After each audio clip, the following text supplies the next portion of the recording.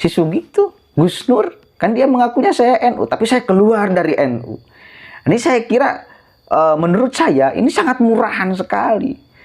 Gitu loh.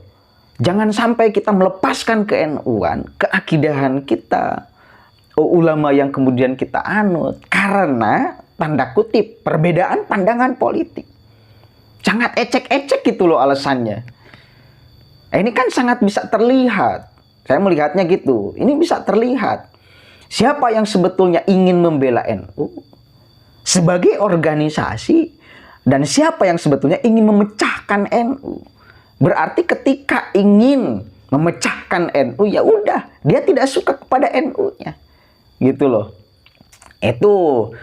Nah, kalau benar mah sebagai kader NU, sebagai masyarakat Nahdliyin, ada sedikit kemudian ketidaksukaan kepada satu atau dua tokoh di tubuh NU, itu tidak akan keluar. Dia akan membenahi dari dalam.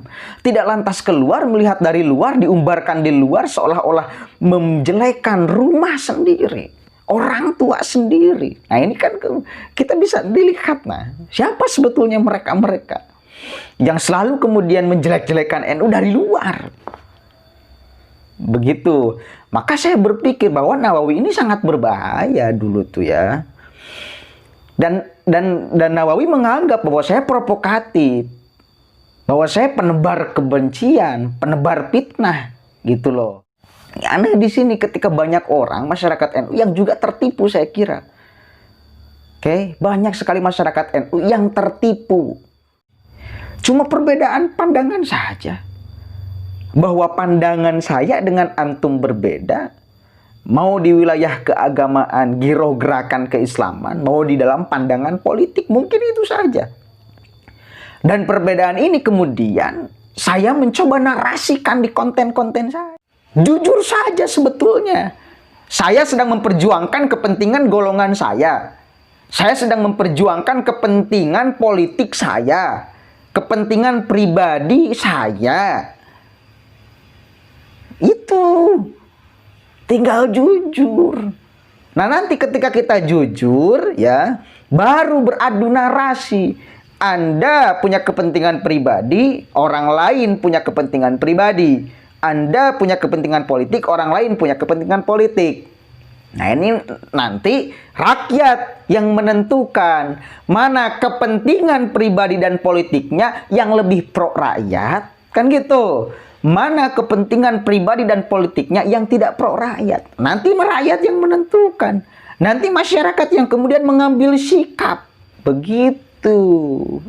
Biarkan Islam di langit. Biarkan agama di langit.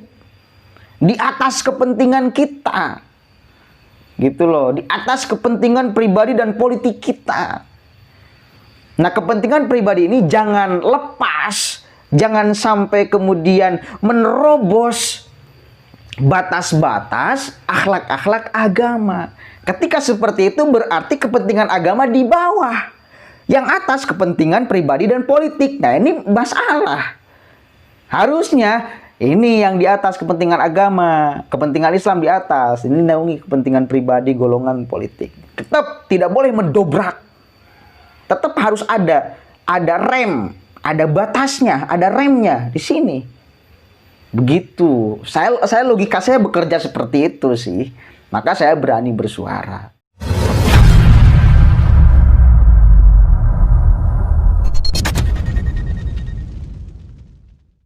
Assalamualaikum warahmatullahi wabarakatuh. Hamdan syukron lillah amma ba'd. Salam sejahtera untuk kita semua.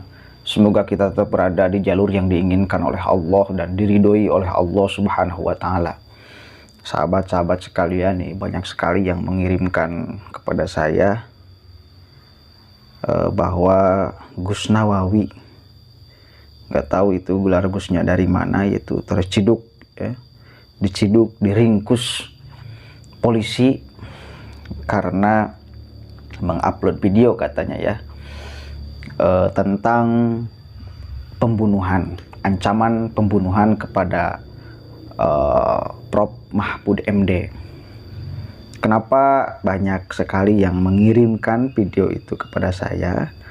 mengirimkan bahwa Gus Nawawi ini ditangkap karena dulu pas ketika saya punya masalah dengan FPI Ciamis, dan kemudian saya narasi minta maaf di sana dengan alasan-alasan tertentu, itu dengan sangat girang dan sangat provokatif juga dia itu mengupload video tentang saya itu dengan judul, mana nih saya cari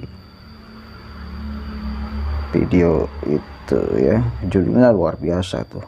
Wah, channel manusia plural penebar fitnah dan kebencian kepada IBHRS akhirnya terciduk. Dia membuat judul kepada saya, channel saya itu penebar fitnah dan kebencian. Ya nggak apa-apa. Bahwa kemudian apa yang selalu saya buat, konten itu menebarkan fitnah dan kebencian, itu ya monggo-monggo saja. Karena saya pikir dan saya kira apa yang saya suguhkan di channel saya itu adalah murni dari pandangan saya, bahwa jangan sampai dicampur adukan ketika ada sebuah gerakan mengatasnamakan gerakan Islam, padahal itu lebih kepada kepentingan politik, maka ya udah bicarakan saja bahwa Anda bukan sedang memperjuangkan agama, tetapi sedang memperjuangkan kepentingan politik, memperjuangkan pribadi, bukan memperjuangkan umat Islam, tetapi memperjuangkan golongan Islam Anda. Gitu loh. Jadi itu yang saya kemudian ingin bicarakan. Membela Nabi dengan apa sih seharusnya? Membela Islam dengan apa sih seharusnya? Kan gitu. Jadi kemudian konstruk berpikir kita ini yang saya kira harus diluruskan. Oke. Itu jangan sampai dengan judul kita membela Nabi, dengan judul kita membela Islam, tapi poin-poinnya justru mencederai nilai-nilai yang diajarkan oleh Nabi dan mencederai nilai-nilai yang diajarkan oleh Islam. Gitu. Perkara pandangan politik ya udah aja, beda kepentingan, beda apa? Ya beda kepentingan politik. Gitu. Jangan bawa-bawa umat Islam. Bawa aja golongan gitu loh.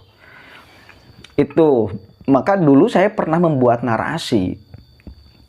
Karena pada saat itu ya, saya ketika mengkritik nih ya, ketika mengkritik Nawawi ini Nawawi ini selalu mengatakan saya adalah NU garis lurus. Gitu loh. Padahal di dalamnya anehnya gini loh. Mari kita kemudian berpikir ya, anehnya gini. Kepada Felix Xiao, yang kita tahu siapa dia, itu menyebutkan Ustadz Felix Xiao. Oh, bermualaf kok. Tetapi kepada Kiai Said Akil Siraj itu bahkan tidak menyebutkan nama panggilan kehormatan. Langsung aja Said Akil. Kan gitu. Ini kan kemudian bisa dilihat bahwa sebetulnya siapa Nawawi ini. Gitu loh. Oh, ini ketua NU loh. Dan kita sebagai warga NU, saya kira jangan murahan. Oke? Jangan kita jual pemahaman kita, akidah kita, organisasi kita dengan harga yang sangat murah, dengan ketika kita tidak percaya kepada tanda kutip sebagian orang di dalam NU, lantas kita melepaskan ke NU-an. Aneh di sini ketika banyak orang masyarakat NU yang juga tertipu, saya kira. Oke, banyak sekali masyarakat NU yang tertipu, melepaskan ke NU-an karena berbeda dengan satu atau dua tokoh yang ada di tubuh NU, lantas saya keluar. Seperti apa? Si Sugito, Gus Nur, kan dia mengakunya saya NU, tapi saya keluar dari NU. Ini saya kira, menurut saya, ini sangat murahan sekali. Gitu loh. Jangan sampai kita melepaskan ke-NU-an, keakidahan kita, ulama yang kemudian kita anut, karena tanda kutip perbedaan pandangan politik. Sangat ecek-ecek gitu loh alasannya. Ini kan sangat bisa terlihat. Saya melihatnya gitu. Ini bisa terlihat. Siapa yang sebetulnya ingin membela NU sebagai organisasi, dan siapa yang sebetulnya ingin memecahkan NU. Berarti ketika ingin memecahkan NU, ya udah, dia tidak suka kepada NU-nya. Gitu loh. Itu. Nah kalau bener mah sebagai kader NU, sebagai masyarakat Nahdliyin, ada sedikit kemudian ketidaksukaan kepada satu atau dua tokoh di tubuh NU, itu tidak akan keluar. Dia akan membenahi dari dalam. Tidak lantas keluar, melihat dari luar, diumbarkan di luar, seolah-olah menjelekan rumah sendiri, orang tua sendiri. Nah ini kan kita bisa dilihat, nah siapa sebetulnya mereka-mereka yang selalu kemudian menjelek-jelekan NU dari luar. Begitu. Maka saya berpikir bahwa Nawawi ini sangat berbahaya dulu tuh ya. Dan Nawawi menganggap bahwa saya provokatif, bahwa saya penebar kebencian, penebar fitnah, gitu loh. Segoblok-gobloknya saya, setolol-tololnya saya, sekurang ajarnya saya, setidak suka-sukanya saya kepada seseorang, perasaan belum pernah melontarkan kata-kata saya penggal kepalanya. Apa sih? Cuma perbedaan pandangan saja. Bahwa pandangan saya dengan antum berbeda. Mau di wilayah keagamaan, giroh gerakan keislaman, mau di dalam pandangan politik, mungkin itu saja. Dan perbedaan ini kemudian saya mencoba narasikan di konten-konten saya. Begitu loh. Saya narasikan, boleh kan? Ini pendapat. Itu loh, ini pendapat, ini pikiran saya. Kan tidak boleh ada orang yang membungkam pikiran. Apalagi di negara kita demokrasi. Yang penting ketika pikiran kita keluar, ini munculnya bukan, nah ini persoalannya. Bukan ancaman pembunuhan, bukan penebar fitnah dan sebagainya. Narasinya masih kemudian konflik biasa-biasa saja saya kira. Mana ada coba saya mengatakan yang itu, misal saya buntuh Anda, saya ancam Anda. Enggak kok. Bahwa saya sering mengkritik, iya.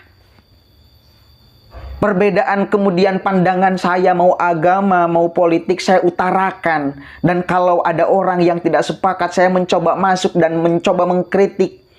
Itu hal yang lumrah saya kira. Nah nanti kemudian masyarakat netizen yang mencoba menyimpulkan, kan gitu. Pertengkaran opini di media sosial saya kira ya sah-sah saja. Memperjuangkan pikiran masing-masing. Anda memperjuangkan pikiran Anda, saya memperjuangkan pikiran saya. Mau tentang agama, mau tentang giroh keagamaan, mau tentang politik, kan gitu. Sah saya kira. Yang penting ya jangan kalau misal saya bunuh yang berbeda pandangan politik, apalagi mengatakan yang berbeda dengan kita adalah musuh Islam. Nah ini yang berlebihan. Saya kira itu. Ketika ada orang yang berbeda dengan kita, saya berbeda dengan Anda, saya Islam. Apa yang saya perjuangkan itu membela Islam.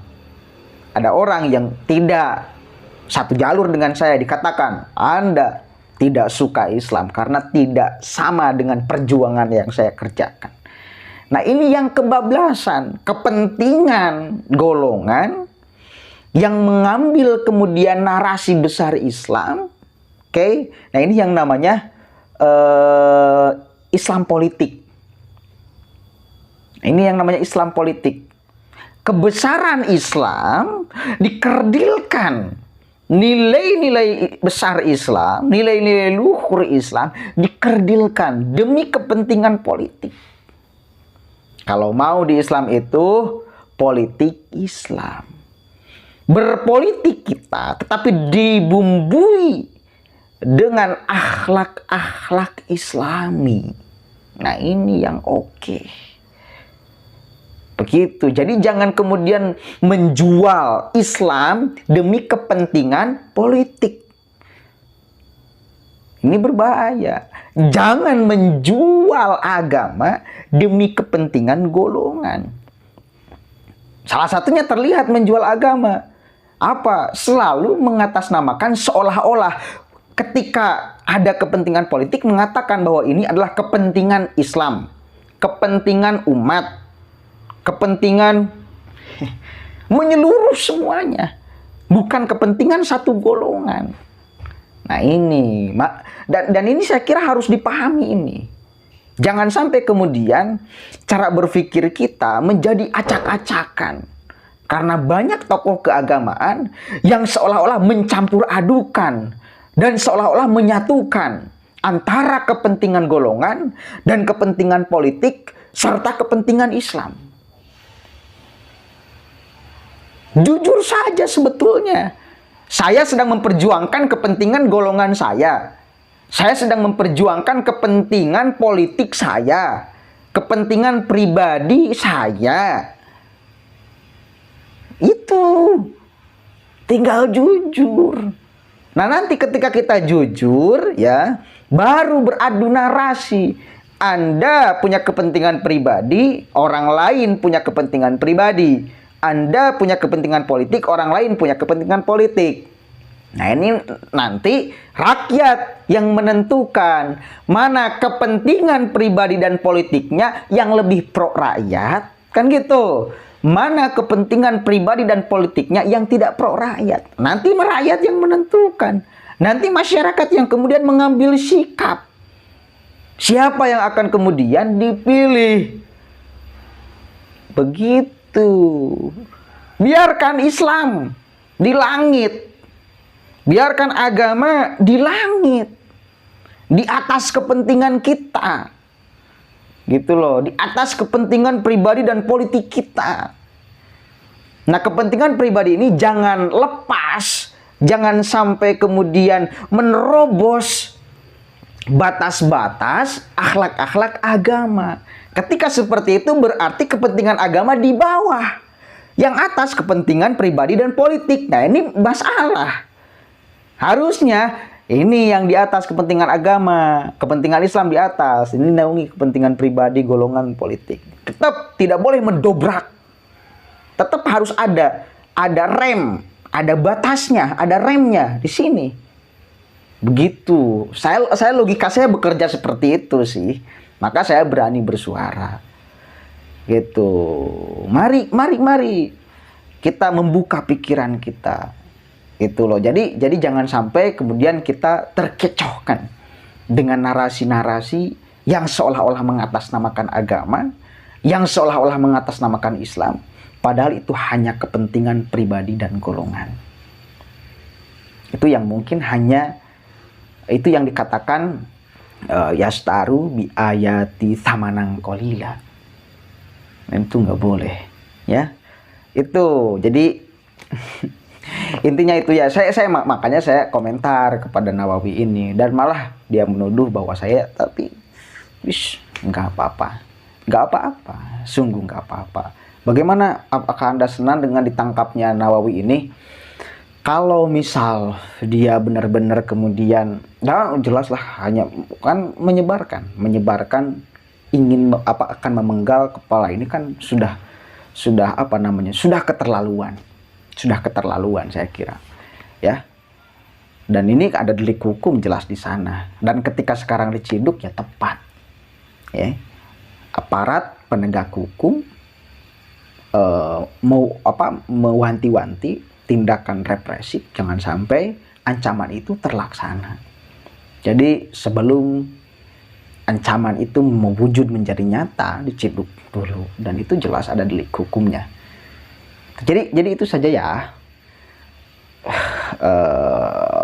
Mungkin itu yang bisa saya sampaikan. Kurang lebihnya mohon maaf. Selamat Gus Nawawi menjalani hari-hari di tahanan. Allahul muwaffiq ila aqwamit thoriq wallahu a'lam bishawab. Assalamualaikum warahmatullahi wabarakatuh.